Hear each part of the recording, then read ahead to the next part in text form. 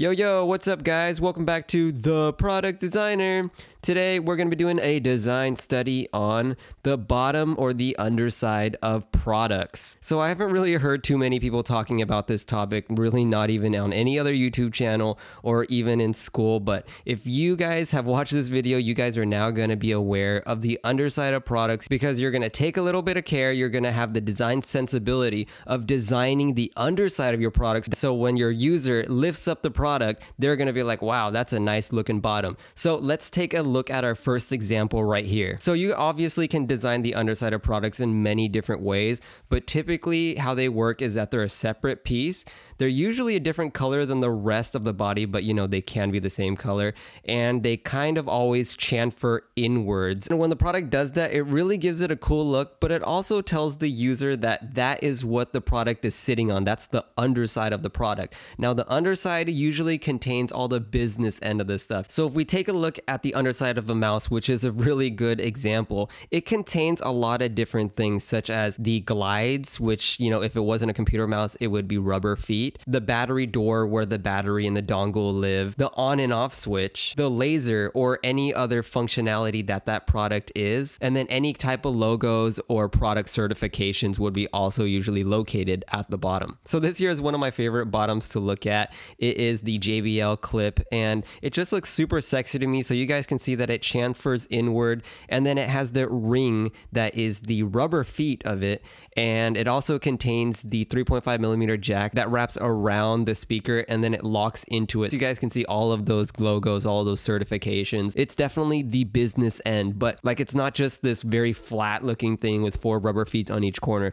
It's very designed. So now that you guys are aware of it, you can actually design the underside of your product, make it look very good and very professional. So it doesn't have to chamfer inwards, but personally, that's just my favorite type of look. This one here, all it is the same shape as the body, but it's just sucked in a little bit, and it kind of gives it a floating type of look. But honestly, it just tells the user that that's the bottom, that's the underside of the product. Same thing with this product right here, but now it's sucked in even more so. So if you looked at it from like a top view or look down on it, makes the product look like it's floating, but it also makes it look less heavy and bulky looking. I mentioned earlier about rubber feet. That's going to be the most common thing that you see on the underside of products, because typically you don't want the product to be sitting on a completely flat surface, because that's going to create any kind of scratches on your table or on the underside of your product. Or if there's any type of debris on the surface that the product is sitting on and the bottom is completely flat, it's just going to rock back and forth. But there are definitely benefits with having rubber feet, so that the product is stable and it doesn't move. The idea is to have little surface contact as possible. And of course, rubber feet comes in all types of different forms, like what you guys saw with the ring on the JBL clip,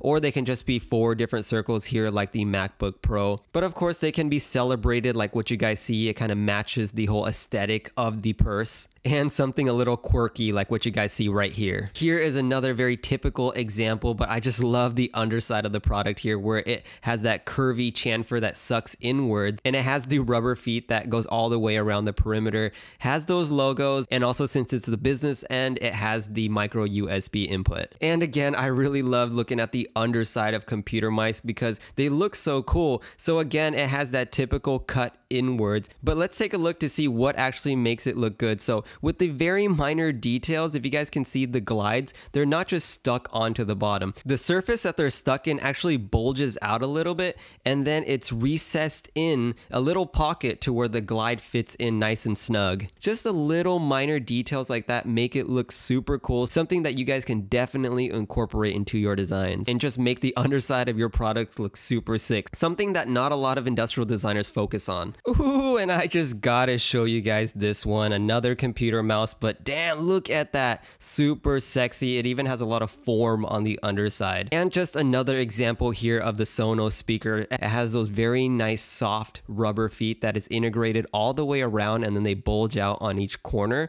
And I like this one too, just because of how they integrated the cable input. So you guys can see that little mouse hole, and it just makes it look super cool. So by this point of the video, you guys know all about and are all aware of the underside of products, but sometimes not every product sits sits on a surface. You know, sometimes there's just a backside, something like this watch right here, but it has very similar elements where it curves inwards. We've all seen this product right here. Now this is the back end, and again we can see that the color is different than the rest of the body. It contains all of the product certifications and the 2 prongs where it's inserted into the wall. The backside of this product is really neat. It's really cool. So we see that they added a speckle graphic all the way around, and what I really like about this one is that there's a part line. Now you're going to see part lines on the bottoms of products quite often. It's a great place to put the parting line where the body of it separates, and it just creates an opening where they can insert all the electronics and the componentry. So this here is pretty neat. So typically we don't think of the backside of a phone as the bottom of the phone. You know, we do put our phones on the backside quite often when we have it resting on a table. So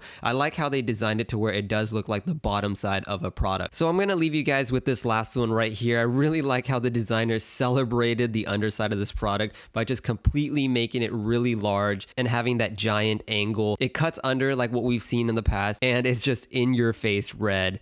All right guys, if you learned a thing or two, definitely hit that thumbs up button. Also hit that subscribe button so that you don't miss any of these videos. Leave a comment down below if there's anything else you'd like me to talk about. All right guys, till next time, this is Jimmy and I will catch you in the next video. Peace.